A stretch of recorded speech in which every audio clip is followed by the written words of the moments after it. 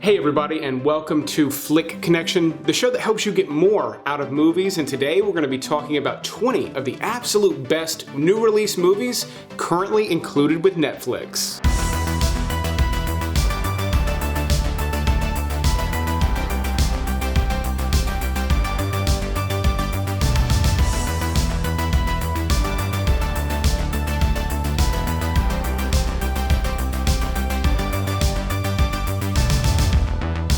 So this is going to be a list of 20 movies currently included with Netflix. We're going to spend about a minute per movie telling you what it's about and why you should watch it. Beckett is also on this list. It is the newest of the new releases currently on Netflix. And this list only features 2 movies from late 2020 because they were so good, I wanted to squeeze them onto this list. But let's go ahead and start all the way at the back of this list at number 20 with a comedy called The Paper Tigers. When the hands cross, all will be revealed.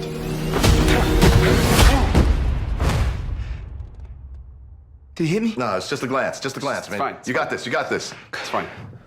Now this one just recently came out and it was available to rent for a while. It's already on Netflix and it's a fairly low budget martial arts comedy. Now this movie really is for people who are into martial arts. They know a fair amount about it.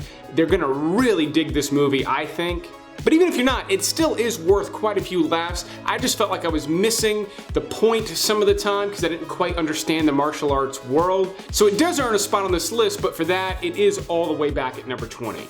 As usual, Liam Neeson has a particular set of skills, and in The Ice Road, he's a very good ice road trucker. Now you may remember it was a show on the Discovery Channel or History or something like that, Ice Road Truckers. This is essentially an action movie that takes place on a similar road. This ice road is actually on top of water, so it's very treacherous. And this is your typical Liam Neeson movie. There's nothing particularly special about it. It's also not particularly awful. In fact, had this come out in theaters, I think it would have done as well as anything else that he's put out in the last few years. But as a Netflix original that you can just watch directly on the platform, it's quite good. I've just long grown tired of this act from him. As much as I like Liam Neeson, I don't know that I would have forked over $10 to see this movie in the theater, but as a Netflix watch, I did enjoy it. Now, Things Heard and Seen is a somewhat recent horror release that is particularly interesting. Not because the horror elements are so good, but because this movie actually could have stood alone without any of the supernatural elements. I actually felt like this movie had really interesting characters and quite a bit of drama going on behind the scenes, and the ghost story, because that's what type of movie this is, was almost a distraction from all of that. Now ultimately it does serve a purpose and everything, but I actually felt like it muddied it up, which is why it's towards the back, because things didn't quite work the way I think they were intended to in this movie. However, because the characters were so rich and interesting, I was compelled the whole way through. I wanted to see what would happen. I was just a little bit let down by the end because I felt like everything promised something a little bit more than what we got. But if you're the least bit interested in this, it does not go where you think it's gonna go, and movies almost always get points from me for that. Now, as usual, because this isn't a genred list, there's a wide mix of genres on the list. My next one is from Spain, and it's just a great crime drama, sort of an epic Tony Montana type thing. It's about a young guy who gets involved with crime pretty early on, and it's one of those epic stories. Think, again, movies like Scarface, Blow, but instead of drugs, they're doing smash and grabs with jewelry stores. And when I say smash and grabs, I literally mean they're driving through the front window of jewelry stores. It's wild stuff. I almost liked everything about this movie except the main character. I just felt like he wasn't somebody I cared about ever. He was really kind of a dirtbag. I mean, obviously Tony Montana was too, but the guy in this movie I didn't feel like had any redeeming qualities and wasn't particularly interesting to watch. However, the movie's got a good look to it, the story, everything else plays out really well. I just don't really like the guy that you spend the 2 hours with.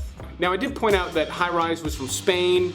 It is foreign language, but the dubbing is quite good. I could say the same thing for Oxygen. Now, watch movies however you want, subtitles or dub. I happen to be allergic to dubbing when it's really done poorly, but most of the ones on this list, if not all of them, are done quite well where the voice actors are doing a good job of getting proper inflection so you know what words are being emphasized and things. And Oxygen is another great example of that, because in this movie you are stuck in a box with Melanie Laurent for about 90 minutes. Now, there are worse people to be stuck in a box with. You may actually recognize Melanie from her role in Inglourious Basterds, easily her biggest role. She's great here, but if you want to see her original performance, you are going to have to hear the entire movie in French. If not, you'll hear somebody else talking over here. But in this movie, she wakes up inside this medical chamber that she does seem to be somewhat familiar with, yet she has no idea who she is or how she got there. This movie has a lot in common with a movie starring Ryan Reynolds called Buried. However, I do think this one is better. There's a little more meat on the bone and a little more going on once she figures out what's actually happening. It's a cool sci-fi flick, even if it is very simple and done on a very small scale. But if that's too small of a movie for you, then you might want to go with Gunpowder Milkshake, which is just a fun action movie. That's all. There's not a whole lot else going on with this one. I think they were reaching for a little bit more, and it didn't quite deliver. This movie features almost an entire female-led cast, which I don't mind because they did a great job casting it. You've got Karen Gillan as the main character. She does an excellent job, and you've got a really great supporting cast as well. This one, like a lot of Netflix original movies, didn't quite feel finished. I didn't feel like I quite got enough out of it. However, it did earn big points for just being good looking, colorful, and exciting. This is a fun movie, even if it's a little bit thin story-wise. It's still, for a Netflix original watch, it's dazzling enough to keep you entertained for about 2 hours. Now, one that did come out in theaters on a limited release during the pandemic that I think got criminally underwatched was Synchronic. And this is the latest movie from Moorhead and Benson, the writer-creators of movies like Resolution, Spring, and The Endless. And this is their somewhat biggest budget movie to date. It's certainly got the biggest cast they've had so far with Anthony Mackie. But in this movie, he plays a paramedic, and there is a new designer drug on the streets called Synchronic that appears to be a psychedelic drug, but there may be more going on than it seems. This one is trippy and wonky and weird, but I also found it really interesting and thought-provoking. It's not a Netflix original, but it is one of the more interesting sci-fi movies to have been added to Netflix recently. Lin-Manuel Miranda, the creator of Hamilton, actually has a new animated movie for kids on Netflix. This was actually going to be a theatrical release. It was actually done by Sony Animation, which did Spider-Man Into the Spider-Verse, and another movie that's going to be closer to the #1 spot on this list. Another thing I really like about Vivo is something I like about all of the Sony projects. They're all very colorful, vibrant, have this artistic style to them that makes them stand out from things that Disney and Pixar are doing. And while each of their movies are different, they all have that in common, and I think that's kind of cool. They've got this pizzazz that the other ones don't have. Even if the storytelling isn't quite as strong as some of the Pixar stuff, still they stand out, they're stylized, they're entertaining. Vivo's no exception, and the music in this is quite good. Again, this is all done by Lin-Manuel Miranda. He also voices this little monkey. I know it's not technically a monkey, but he voices it, does all the songs. The songs are quite good, especially compared to what you usually get from kids' movies. And the movie's got a good unisex thing going on. If you've got kids, the boys are gonna like a lot of elements of it. And if you've got girls, one of the main characters is a girl, and there's a bunch of Girl Scout type characters in it. So I think the whole family can enjoy this one. Now, one that is definitely not for the whole family is Army of the Dead. Now, this is one that I had anticipated for quite a while. I like the look of Zack Snyder movies, but I don't always enjoy his work. But this one really interested me. I was a big fan of his Dawn of the Dead remake, one of his first big movies, so it was cool to see him revisit the zombie genre. Not only that, but there is a spin-off about the Safecracker that is going to be coming out next month. It's not directed by Snyder, but it was produced by him and should be interesting. Probably not done on quite the big scale that Army of the Dead was. But this is one of the biggest budget Netflix original movies to have been released to date. It shows this movie's got an incredible look to it. However, this is sort of like an old school drive-in B movie. A lot of stuff in it is really dumb, but if you go into it with the right mindset, it's interesting to watch sort of this crappy B-movie story be done through the lens of Zack Snyder, which is beautiful. I mean, every shot in this movie is stunning. So it's a little bit odd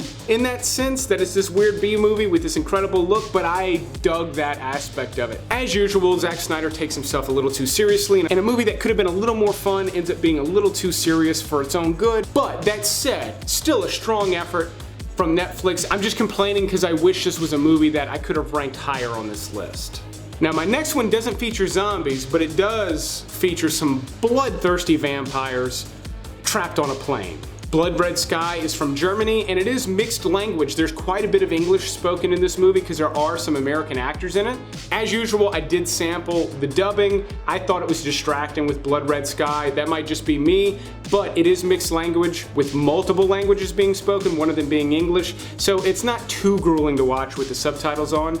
And this one's kind of like a mix between 30 Days of Night and Snakes on a Plane, for lack of a better example. Now, it's not nearly as stupid or silly as that. In fact, it's kind of wild. It did take a little bit too long getting in. You're right around the 45-50 minute mark before this thing really kicks off, but when it does kick off, they really go for it. It ended up being wilder and crazier than I thought it was going to be, which I always appreciate. But trust me on this one, if the concept of vampires trapped on a plane intrigues you, this movie delivers. Now, a lot of the movies featured on this list are Netflix originals. However, not all of these movies are going to be available in every single country that's watching this video. And that's why you need to consider creating an account with today's sponsor, CyberGhost VPN. Like all VPN services, they keep your web browsing safe, secure, and private. It is a smart idea to invest in a VPN nowadays. They don't cost a lot of money, and they can save you a ton of headaches when it comes to identity theft. But CyberGhost has specialized servers that are going to allow you to watch Netflix and other streaming services as if your computer is in different countries. And what that means is with the flick of a switch, you will have access to vast new libraries of movies and shows. And not just foreign movies and shows either. Big budget American movies that they don't have the rights to show in Netflix US, they have the rights to do it in other countries. Again, flick of a switch and you can be unlocking all of this content. And for all of that, you can pay as low as $2.19 a month when you use a link in the description below. CyberGhost is super easy to use. I've been using it for over a year now, and they boast a 45-day money-back guarantee, which I know for a fact they do honor, and they're very easy to get a hold of with 24/7 customer support. So they'll be able to help you get it set up on multiple devices, because you can use CyberGhost on up to 7 devices at the same time, and it's all the different types of devices you already use to stream your movies and shows. So again, go to the link in the description, pay as little as $2.19 a month. That's less than half the cost of a new release movie rental to unlock way more movies and shows than you could ever possibly watch. It's an amazing deal, but let's move on with the top 10 on this list. Go to sleep, Maddie. Maddie, go to sleep. Maddie, go to sleep. Go to sleep, Maddie. It's not working though. She's not a clapper. Kevin Hart stars in this next Netflix original in a role that's very different for him, where he's playing a single father in Fatherhood. Now, this is a very sad movie. The reason he is a single father is his wife dies during childbirth. You see that in the movie, and I gotta say, Kevin Hart did an amazing job in this movie. He has to wear a lot of hats. He's being a father, he's trying to be funny but not too funny, and he cries multiple times in this movie, and I bought it. I thought he did a great job. I've always liked him, but I've never quite seen him do anything like this, and I was kind of beyond impressed. Now again, sad movie. Not only is it sad because he's struggling with how to go about raising his daughter on his own, but the movie is just as much about him being a single father as it is about him trying to overcome the death of his wife. So you're constantly reminded of that. It's heavy, deep stuff, but it is very effective. Now, this does have a made-for-TV feel. The way it's shot and everything looks a little rushed, kind of like a TV show. It doesn't quite feel like a movie that could have come out in theaters, but still, if you're the least bit interested in anything that I've said about it, this is a really wonderful movie as a Netflix original. Now, my next pick hails all the way from South Korea, and it is a big budget sci-fi space opera with space sweepers. Now, this one has the appearance of something that's family friendly, kind of like Guardians of the Galaxy. However, they drop a few F-bombs and there's a couple of themes in here that are a little too heavy for kids. There's not much.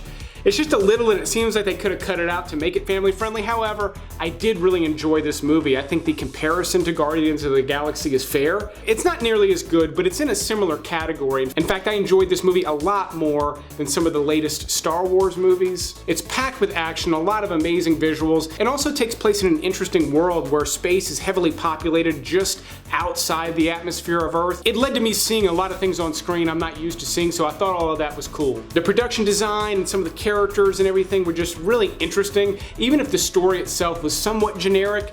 That's the case with a lot of big budget American movies too, but at the very least, this one was showing me things I hadn't seen before. Now, The Dig is easily the driest movie on this list, and it's for patient people who like good, solid dramas. This stars Ralph Fiennes and Carey Mulligan, and it is about an archaeological dig of this ancient ship. So you get a lot of interesting elements, like how they would have gone about digging up something like this in 1938. So it's also this beautiful period piece, but then you're learning a lot about these people along the way. Again, very subtle and dry, but with actors like this, it's just really well done and also incredibly interesting. By the end, there was nothing extremely profound. I wasn't left really thinking about this movie for days or anything, but I did find it very interesting, and again, it's very, very well produced. Now for a heist movie that is not a Netflix original, but that is a 2021 release, The Vault.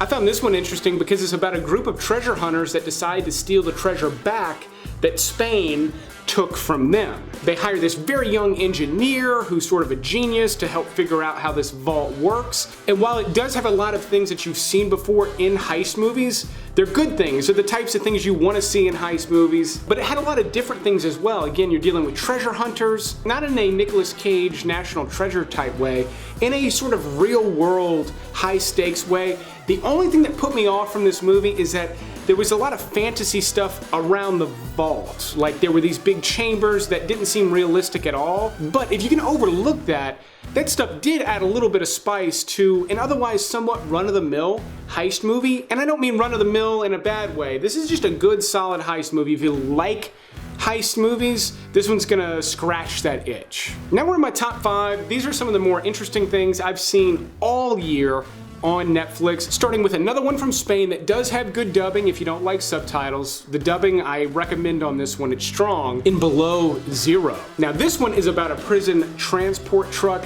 that's a little bit high-tech, but it gets stranded out in the cold. This one reminded me of movies like Assault on Precinct 13 at times, yet it was interesting and different because of the setup. However, the story that drives this one, once it begins to develop, it's very rich and deep, and there's quite a lot going on with this one. I was actually impressed. I didn't expect there to be quite so much happening with this one. It seemed like a simpler concept, and it really expands out into this crime thing that's got a lot of heavy themes. It is a violent movie, but not overly so. Now keep in mind, that's me saying that. I recommend a lot of violent stuff. If you're the least bit squeamish, this may not be the movie for you. However, if I've intrigued you in the slightest, this is a badass flick. Now another movie that is really badass, but it's so silly, I cannot figure out how I feel about it, is Major Grom, The Plague Doctor. This is a big budget, epic sort of superhero type thing. It's based on a graphic novel by the same name, and it is from Russia.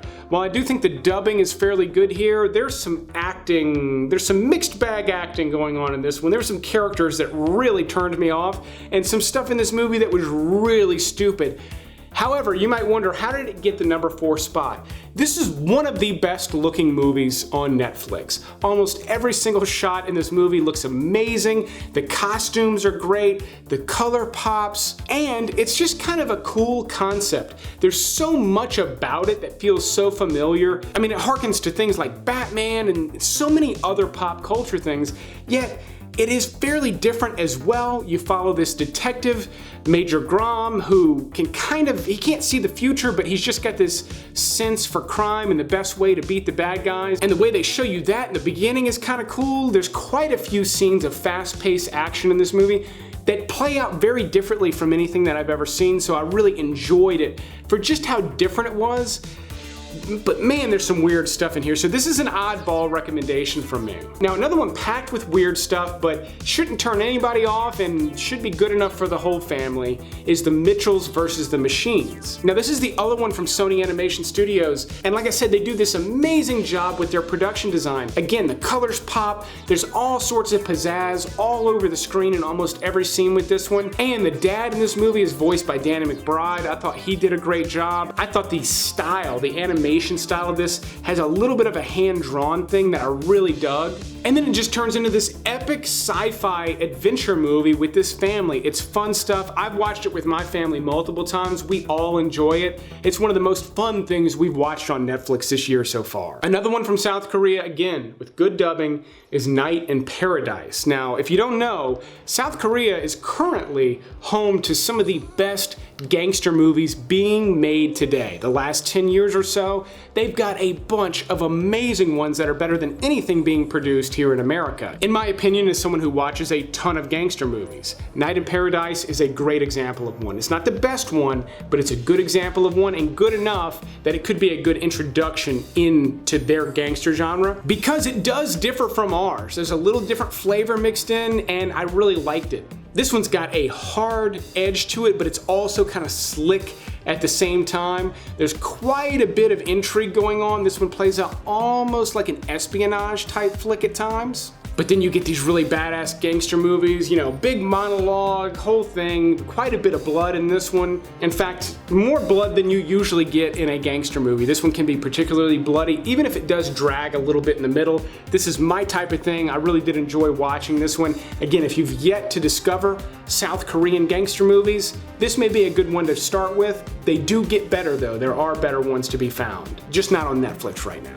And believe it or not, I've got a documentary very close to the #1 spot on this list with My Octopus Teacher. Now, this actually won for Best Documentary Feature in the last Academy Awards, and deservedly so. This is an amazing documentary about a man who developed a relationship with an octopus. Now, I did think at times this was going to go in a very weird direction, but essentially this is about a man who was able to communicate with an octopus, learned a lot of things from this octopus, and there's some amazing shots in this movie. It all takes place off this little reef in South Africa, but you'll learn amazing, and I truly mean amazing things about the world of an octopus, but also their ability to bond with a human being. It's wild stuff, incredibly interesting. I did not expect it to be as profound as it was.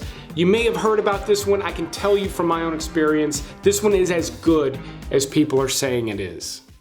So, full disclosure, the newest Netflix original movie, Beckett, stars John David Washington, and it was just released the day before I launched this video. That means I had to do all the rest of the recording before I actually saw this movie. I actually just finished watching it, and believe it or not, it earns the #1 spot on this video. To me, this feels like a real movie. It doesn't feel like something made for TV. It doesn't feel like something that's not quite finished. It doesn't feel like something the studios wanted to dump on Netflix.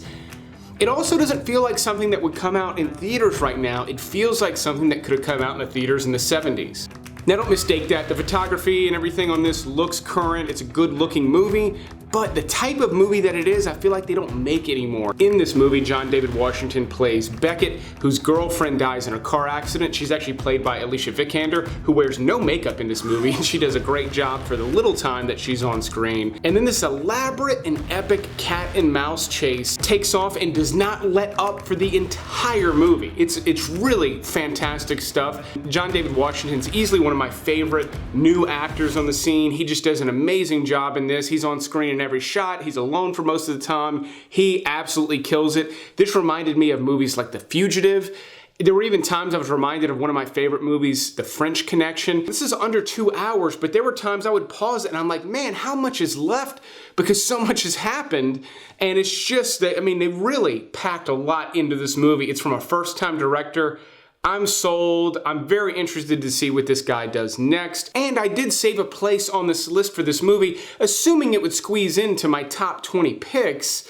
But I did not anticipate it to be the #1 spot. Top-notch stuff. I absolutely loved it. Let me know in the comments below what movies you look forward to watching and what movies you loved from this list. While you're down there in the comments, let's thank the Patreon supporters. They've done an amazing job of helping support the channel over the years. If you're interested in becoming a Patreon supporter, there's a link in the video description. There's also a link down there where you can become a channel member and get access to exclusive videos right here on YouTube. But I will keep making these videos as long as you keep watching them. Thanks for checking out this Netflix list, and you will see me on the next one.